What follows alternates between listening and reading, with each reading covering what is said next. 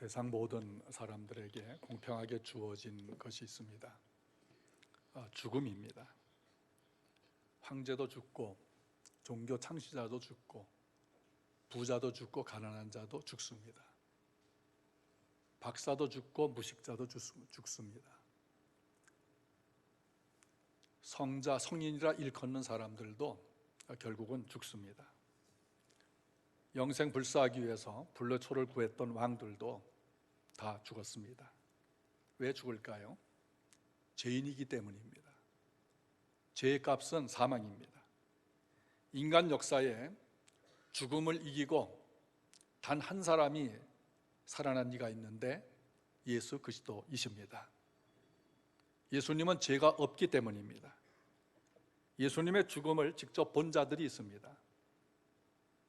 예수님이 죽었을 때 염을 했던 사람들이 있고 장례식을 치르며 주님의 죽음을 확인한 분들이 있습니다. 예수님의 시신이 무덤에 들어간 것을 본 사람들이 있습니다. 예수님을 십자가에 못 박아 죽인 유대교의 대제사장, 장로, 서기관들이 혹시 예수가 죽은 지 3일 만에 살아난다는 그 말이 실현될까 두려워해서 무덤 문을 큰 바위로 막아 놓았습니다. 가로세로 밧줄로 믿고 인을 치고 무덤 문을 열지 못하게 했습니다. 그럼에도 불구하고 혹시나 하는 마음에 불안해서 군인들을 동원하여 보초를 서도록 하였습니다.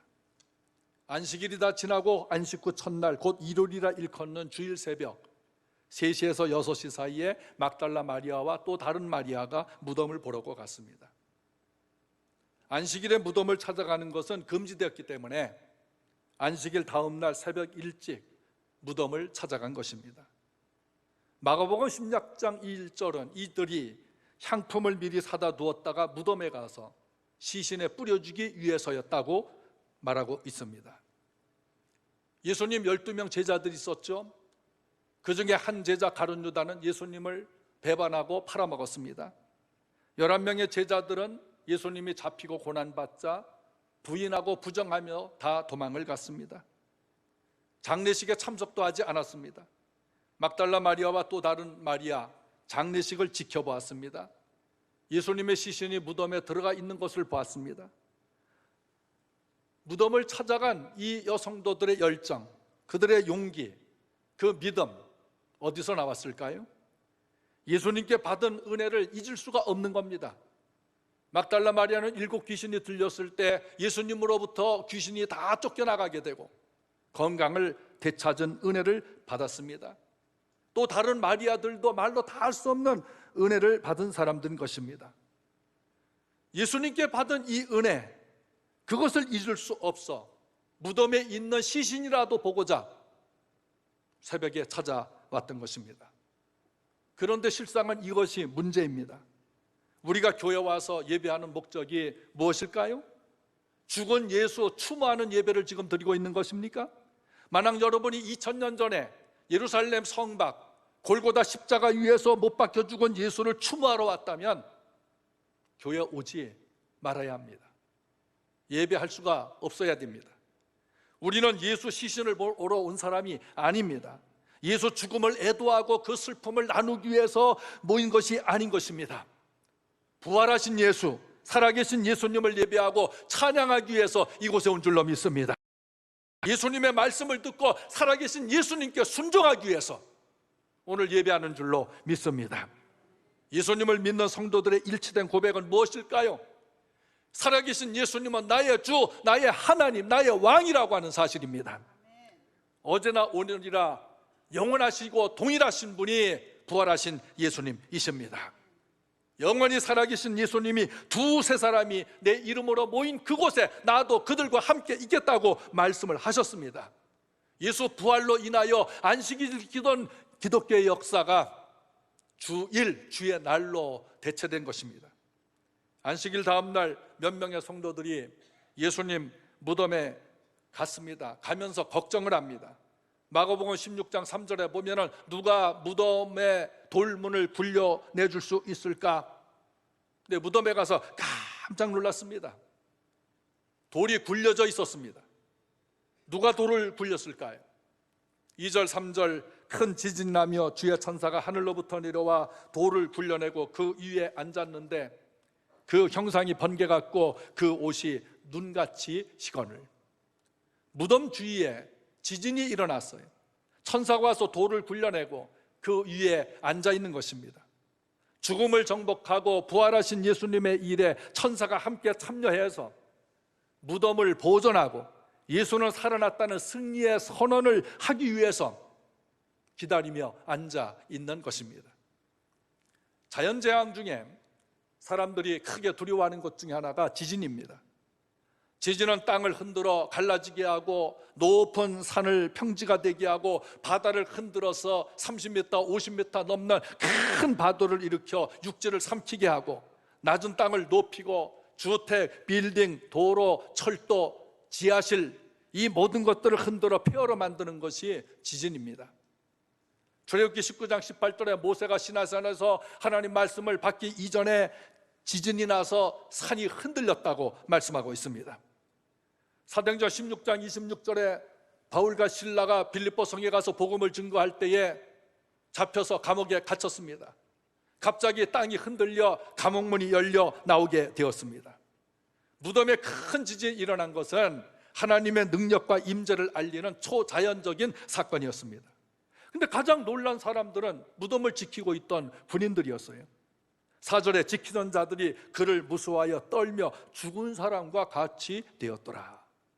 예수가 부활할까 부활하네 하던 대제사장들의 부탁을 받고 무덤을 지키던 군인들이 몸 다친 곳 한 군데 없음에도 불구하고 그들은 지진이 난 것, 무덤 문이 열린 것, 예수님의 시신이 없어진 것, 천사가 앉아있는 것, 그걸 보며 떨면서 죽은 자처럼 있었습니다. 예수께서 부활하실 때 지진이 나고 땅이 흔들리고 돌문이 굴려졌지만 다른 사람들 머리털 하나 상하지 않게 보호해 주셨습니다. 하나님의 능력입니다. 하나님의 능력입니다. 이런 보호가 우리 인생 다 하늘날까지 함께 하시기를 예수님의 이름으로 축복합니다. 이 광경을 본 성도들이 얼마나 무서웠을까요? 5절 6절 천사가 여자들에게 말하여 이르되 너희는 무서워하지 말라. 십자가에 못 박히신 예수를 너희가 찾는 줄을 내가 아노라. 그가 여기 계시지 않고 그가 말씀하신 대로 살아나셨느니라. 와서 그의 누우신 것을 보라. 천사의 수를 마가는 1명, 누가는 2명, 요한도 2명이라고 말하고 있는데 이 사건의 본질은 천사가 몇 명이었느냐 있지 않고 예수가 부활했다는 데 있는 것입니다. 천사는 예수님이 부활하신 것을 알려주는 메신저였습니다. 무덤을 지키던 군인들은 숨은 쉬고 있었지만 몸은 떨고 얼굴은 죽은 자처럼 하얗게 질려 있었습니다. 혹시라도 부활할까 두려워하여 무덤을 지키던 군인들은 그동안 예수님에게 일어난 모든 사건들을 지켜보며 잘 알고 있었습니다. 그 군인들 가운데 예수님을 직접 채찍으로 때린 사람이 있습니다. 조롱하고 희롱하는 것을 봤습니다. 예수님의 이마에 가시면류관을 푹 씌워준 것을 봤습니다. 창으로 찔러서 그 몸 안에 피 한 방울, 물 한 방울 없이 다 쏟아버린 것을 봤습니다. 내가 목마르다, 다 이루었다, 아버지 내 영혼을 아버지 손에 부탁하나이다 외쳤던 주님의 목소리를 들은 사람들이 있었습니다. 아리마대 부자 요셉이 예수님의 시신을 달라 해서 끌어내려 주고 염습을 하고 새 무덤에 시신을 안치하는 그 모든 것들을 목격한 자들이 있었습니다. 그런데 그들이 죽은 자처럼 되었고 죽어 무덤에 있던 예수님은 다시 살아나셨습니다.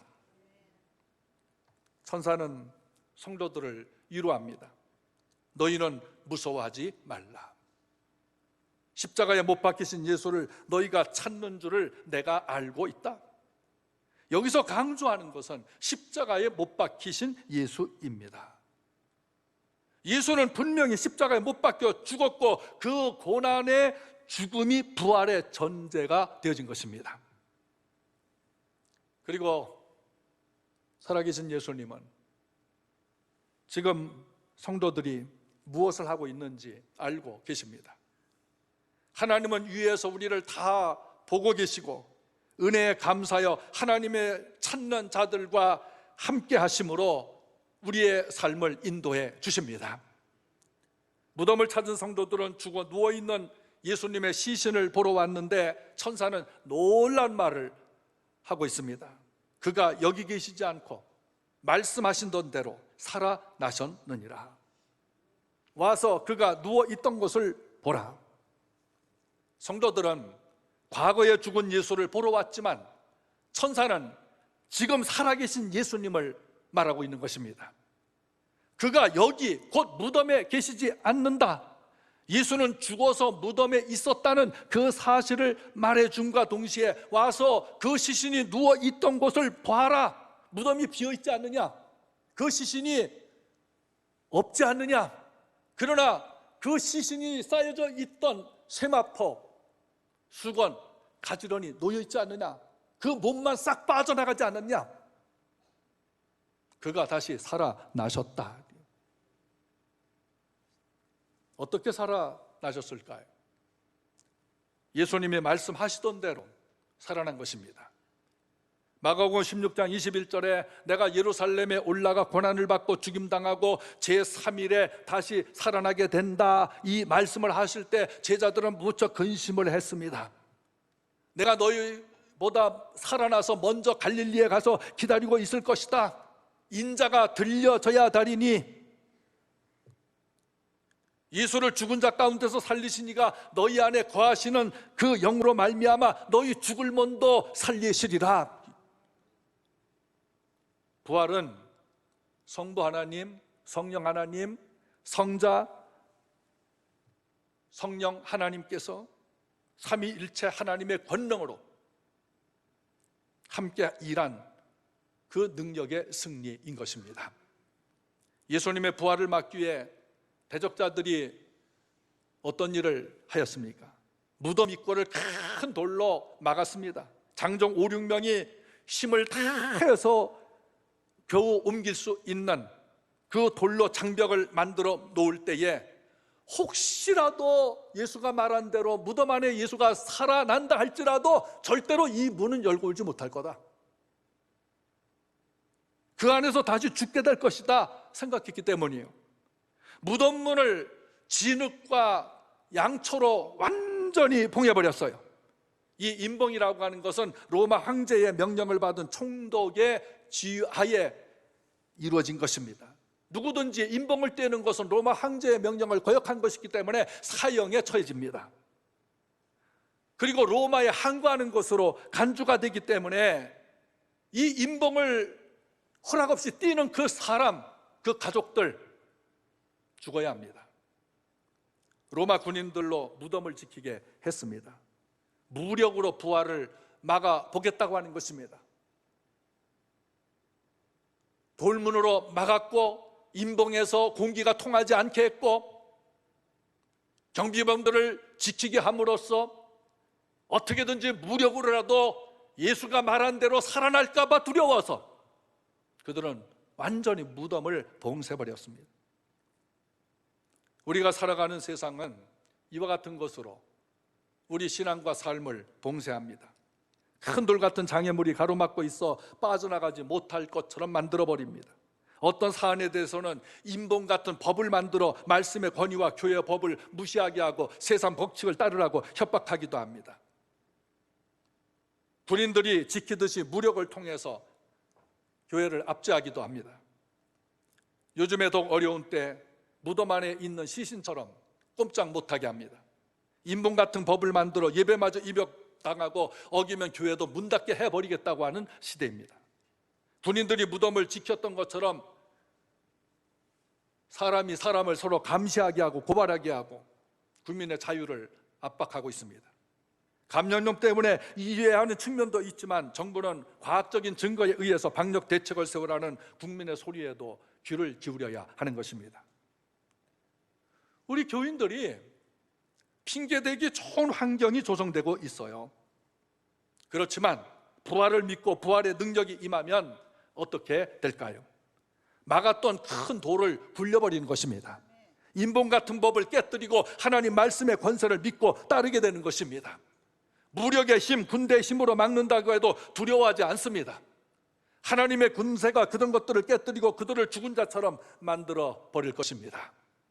부활의 능력은 이 모든 것을 가능하게 하는 것입니다. 시편 27편 1절부터 읽어봅시다. 여호와는 나의 빛이요 나의 구원이시니 내가 누구를 두려워하리요. 여호와는 내 생명의 능력이시니 내가 누구를 무서워하리요. 악인들이 내 살을 먹으려고 내게로 왔으나 나의 대적들 나의 원수들인 그들은 실족하여 넘어졌도다. 군대가 나를 대적하여 진칠지라도 내 마음이 두렵지 아니하며 전쟁이 일어나 나를 치려 할지라도 나는 여전히 태어나리로다. 아멘. 여러분, 말씀을 기억하시길 바랍니다. 두려움과 불안, 근심 없는 사람이 어디에 있겠어요? 그런데 주님은 끊임없이 말씀을 기억하라. 내가 너희에게 말하지 않았냐?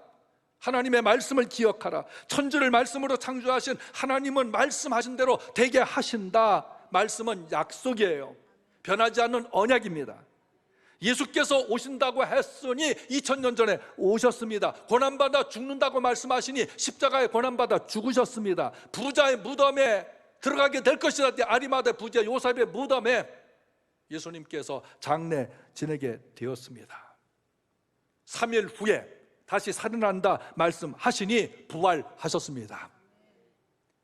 하늘로 올려간다 말씀하셨더니 하늘로 올라가셨습니다. 내가 보혜사 성령을 너희에게 보내주리라 하더니 성령을 보내주셨습니다. 예수님께서 말씀하신 것은 그대로 되는 것입니다. 예수님이 산자와 죽은 자를 심판하러 오실 것이라고 말씀을 하셨습니다. 이것은 약속입니다. 예수님의 재림 말씀하신 대로 되는 것입니다. 우리가 부활을 믿고 성령 충만받아 다시 오마 약속하신 예수 재림을 믿고 기다리며 준비하며 사는 성도가 되시기를 바랍니다. 부활을 알게 된 성도에게 주신 사명 무엇일까요? 7절 8절 또 빨리 가서 그의 제자들에게 이르되 그가 죽은 자 가운데서 살아나셨고 너희보다 먼저 갈릴리로 가시나니 거기서 너희가 배우리라 하라. 보라 내가 너희에게 일렀느니라 하거늘 그 여자들이 무서움과 큰 기쁨으로 빨리 무덤을 떠나 제자들에게 알리려고 다름질할세. 여기 빨리라고 하는 것은 긴급성과 이 시대의 어떤 전환점, 신속한 행동을 강조하고 있습니다. 큰 돌 때문에 못하는 것이 아닙니다. 인봉 때문에 못하는 것도 아닙니다. 군인들 때문에 할 수 없는 것도 아닙니다. 예수 부활을 빨리 증거하라는 천사의 말을 듣고 신속하게 순종하며 달려갔던 이 성도들을 보세요. 봉사할 기회를 주셨는데, 사명을 주셨는데 나는 그거 못해요, 순종할 수 없어요, 예배 못해요. 변명하고 스스로 무덤에 갇혀있는 시체처럼 생활하지 말아야 합니다. 누구나 다 이 땅에 태어나게 하셨으면 하나님께서 어떤 사명을 주시지 않았겠어요? 교회에서 주신 사명이든 가정 직장에서 주신 사명이든 사회적 사명이든 사명 다 있어요. 봉사할 일이 주어지면은 그걸 가지고 기도하는 겁니다. 주님, 저에게 이런 직분을 주셨습니다. 이것을 하라고 하셨습니다. 어떻게 하면 잘할 수가 있을까요? 기도하시길 바랍니다. 그리고 내가 이걸 통해서 다른 사람들에게 어떤 영향을 끼치고 내 신앙이 어떻게 더 성장할지를 기대하면 설레지 않겠어요?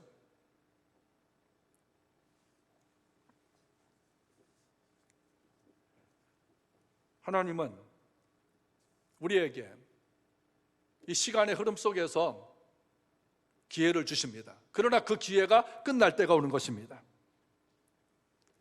여자들은 무서웠지만 제자들에게 예수 부활을 알리려고 큰 기쁨으로 빨리 무덤을 떠나 달려갔습니다. 여기 큰 기쁨은 마태복음 2장의 동방 박사들이 아기 예수님을 베들레헴에서 발견하고 얻은 그때 그 기쁨이란 말과 똑같습니다. 예수 만난 사람은 기쁜 겁니다.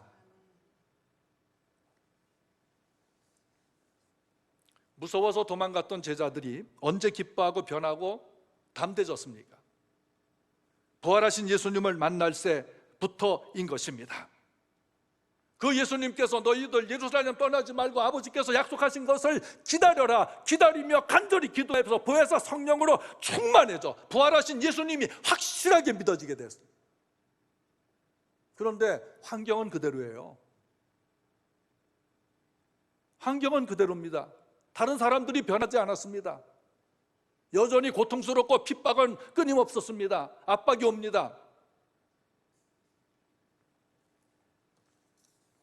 그런데 제자들이 변한 것입니다. 제자들이 새롭게 된 거예요. 여러분이 부활을 믿고 예수님을 믿고 성령을 충만히 받았다 할지라도 가정 환경 그대로일 수 있어요. 뭐 직장이 달라진 거 없어요. 무엇이 더 물질적으로 생기거나 지위가 높아지거나 누가 나에게 뭘 잘해주거나 그런 거 없어요. 원한 관계 그대로 있을 수도 있어요. 그런데 내가 변한단 말입니다. 예수 만난 내가 변하는 거예요.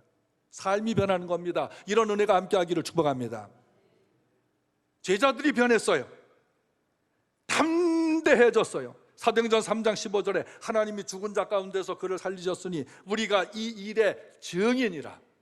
사도행전 4장 33절 저 사도들이 큰 권능으로 주 예수의 부활을 증언하니 무리가 큰 은혜를 받을 때에 사람들 생각했어요. 아니 저들은 학문도 없는데 무식자들인데 어부들인데 어떻게 말을 저렇게 유익하게 하고 사람들을 변화를 주고 능력이 나타날 것인가. 그리고 제재를 합니다. 다시는 예수 이름 말하지 말라. 예수가 부활했다고 말하지 말라. 예수 십자가 말하지 말라. 그런데 제자들이 우리는 보고 들은 것을 말하지 않을 수 없다. 예수 십자가를 받고 부활을 받고 성령을 받았고 예수를 만났어요. 보고 들은 것을 말하지 않을 수가 없다. 교회 출발을 우리 죄를 대신해서 십자가에 못 박혀 죽은 예수님께서 살아나셨고 부활하신 예수님을 만났을 때 삶이 새롭게 변했고 이것이 교회의 존재 이유, 교회의 존재 목적이 되어지는 것입니다. 그럼 믿음은 과거가 아니에요. 과거에 죽은 예수 믿는 것에 머무는 것은 무덤 속에 있는 예수를 추모하는 것에 불과한 것이지 믿음은 부활하신 예수님과 동행하는 것입니다. 오늘 우리가 추모 예배를 하는 게 아니라 살아계신 예수님을 경배하고 찬양하는 것이에요. 부활하신 예수님을 믿는 자들이 변화가 되고 새로운 삶을 살 수밖에 없는 것은 하나님의 임재 안에서 살기 때문인 것입니다. 부활이 없으면 교회도 없어요. 부활이 없으면 성경책이 뭐 필요해요? 부활이 없으면 11조 선교비 안 해도 돼요. 선교사 필요가 없어요. 전도 안 해도 돼요. 부활이 없으면 기도할 이유가 하나도 없어요. 부활이 없으면 우리가 왜 여기 와서 아까운 시간을 낭비합니까? 부활이 없다면 우리 마음대로 살아도 돼요. 방탕해도 좋아요. 죄를 지어도 괜찮아요. 부활이 없으면 천국도 없고 지옥도 없는 거예요. 하나님도 없는 거예요. 예수 그리스도의 이 부활이 교회의 초석이 되고 교회의 존재 이유가 되고 복음을 증거하여 선교사를 파송하고 전도해야 될 사명을 주는 것이고 이 부활 신앙이 환경은 그대로 있다 할지라도 그 환경을 치고 나갈 수 있는 힘을 얻게 되는 것이고 내가 육체의 고단함과 피곤함과 질병이 있다 할지라도 부활하신 예수님께서 나를 꽉 잡아주셔서 믿음을 지키게 하고 연약한 중에도 사명을 감당할 수 있는 힘을 부활하신 예수께서 주시는 것입니다.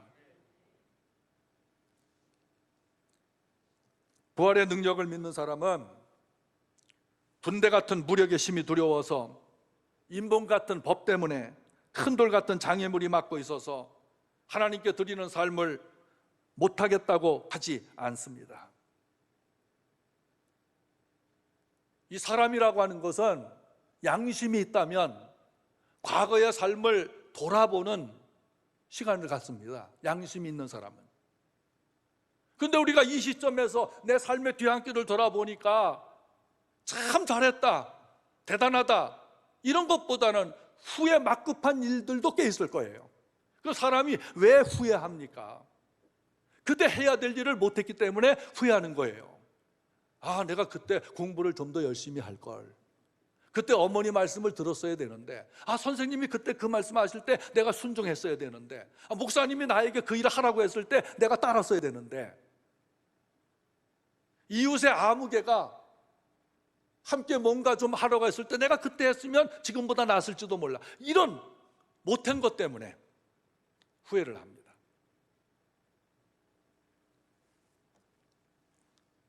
오늘 예수님의 부활을 막기 위해서 군대를 동원하고 봉사를 하고 법규정을 새로 뜯어고치고 임봉을 하고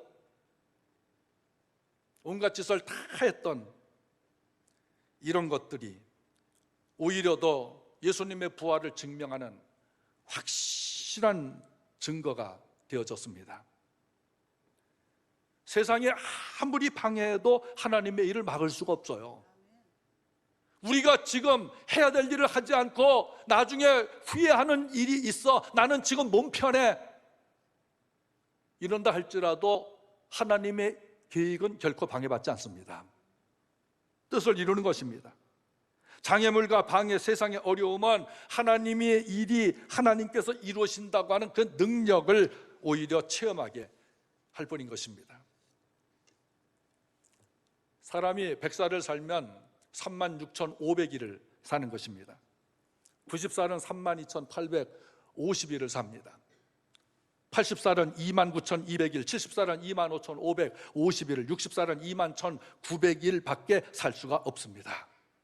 여러분, 우리가 연한을 계산해서 90년, 100년을 살았대, 꽤 긴 것 같아요. 요거를 일수로 계산해 보면 이게 아주 하찮은 거예요. 인생은 짧다는 것이 실감이 나지요. 그러니까 인간이 90년을 살고 100년을 살아도 지나고 보면은 하루를 살다 죽는 하루살이의 삶과 다를 바 없어요.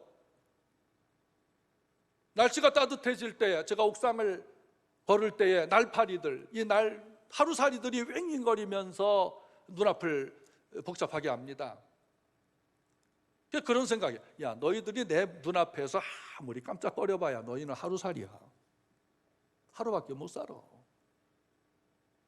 그 하늘에 영원하신 하나님께서 우리를 다 보고 계시잖아요. 인생을 다 보고 계시면, 야, 네가 뭐 날 버틴다 해도 그렇게 고집 피우고 하기 싫어하고 하지 말라는 거 하고 순종하라는 거 하지 않고 네가 그렇게 살아봤자 너는 하루살이밖에 안 돼. 하나님 지나가는 시간에서 보면 우리 하루살이에요. 그래서 다윗은 자기를 벌레라 그래요. 욥도 주님, 저는 벌레와 같습니다. 욥기서에도 이처럼 짧은 인생에 주어진 봉사, 섬김, 사명을 못하겠다고 거절하고 변명하고 피하면 마음이 편합니까? 지금 육신 좀 편하기 위해서 그거 거절하면 나중에 하나님 앞에 가서 뭐라고 하실 거예요? 여러분, 대부분이 신앙의 선배입니다. 후배들한테 뭘 보여줄 거예요?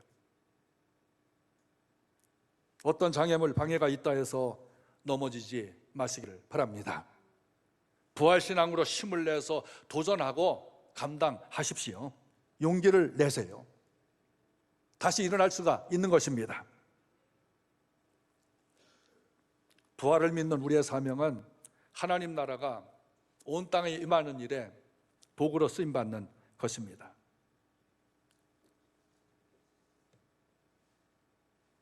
사도들이 도망갔을 때 우리도 욕을 할 수 있어요.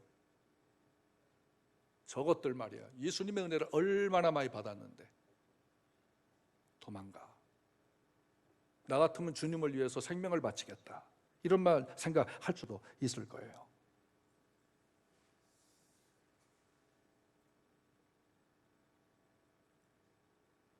그러나 신앙생활은 남을 비하하고 비난하고 비교하고 그러기 위해서 하라는 건 아닙니다.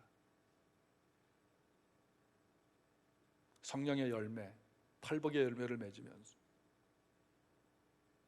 부활하신 주님과 동행하는 삶을 살거라. 그 말씀에 순종하는 삶을 살거라. 그게 신앙생활 아니겠습니까?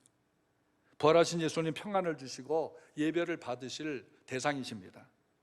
9절 10절 예수께서 그들을 만나 이르시되 평안하냐 하시거늘 여자들이 나아가 그 발을 붙잡고 경배하니 이에 예수께서 이르시되 무서워 말라. 가서 내 형제들에게 갈릴리로 가라 하라. 거기서 나를 보리라 하시니라.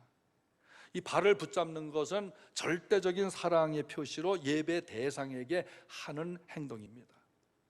고대의 황제들이 오면은 그 발 앞에 엎드려서 발에다가 입을 맞춥니다. 경배 대상이에요. 우리가 예배를 하는 것은 부활하신 예수님을 경배하고 찬양하기 위해서인 것이에요. 그 예배를 하다 보니까 말씀과 성령을 통해서 내가 위로도 받고 회복도 되고 치유도 얻고 다시 일어날 수 있는 용기도 생기고 그렇게 되는 것이지, 나 편하기 위한 그 목적이 아니라 부활하신 예수님을 경배하고 찬양하기 위해서 예배를 하는 것입니다. 여러분 마음에 무엇이 있습니까? 부잣집일수록 경비병들과 CCTV가 많습니다. 돈이 있어도 평안치 못한 것이지요. 권력이 있는 사람들 대단히 불안합니다. 인기 명예가 있어도 불안합니다. 부활하신 예수님께서 함께 하실 때에 평안을 얻을 수 있는 것입니다.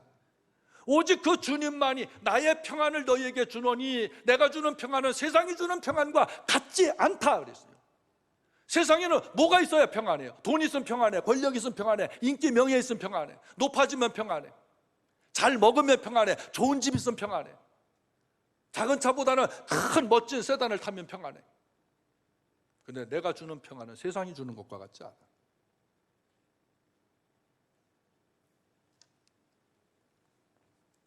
진정한 평안은 하늘 위에서 오는 것입니다. 예수님이 부활하셨기에 교회도 있고 생명이 있고 구원이 있고 진리가 있고 길이 있고 소망이 있는 거예요. 예배가 있는 것이에요. 부활하신 예수님을 믿는 사람의 삶이 변할 수밖에 없는 것은 예수님과 함께 하시기 때문인 것입니다. 예수님 십자가의 부활을 전파하며 예수 재림을 기다리며 준비하는 이에게 내가 세상 끝날까지 함께 하겠다, 이 약속 믿기를 바랍니다. 구원하시는 예수님의 성육신, 십자가, 부활, 재림 외에 다른 복음은 없는 것입니다. 예수께서 이르시되 나는 부활이요 생명이니 나를 믿는 자는 죽어도 살겠고 무릇 살아서 나를 믿는 자는 영원히 죽지 아니하리니 이것을 내가 믿느냐? 내가 믿느냐? 부활을 믿으면 현 상황이 괴롭힐 수 없어요. 부활을 믿어도 상황, 환경 그대로 있고 사람도 그대로 있는데 그 고난과 그 괴롭힘이 나를 무너뜨릴 수 없어요. 흔들리지 않은 굳건한 믿음이 될 수가 있는 것이에요. 부활이 우리의 삶을 새롭게 하는 것입니다. 부활 신앙이 아니라 부활하신 예수님을 믿으십시오. 삶이 변화되는 것입니다. 아멘.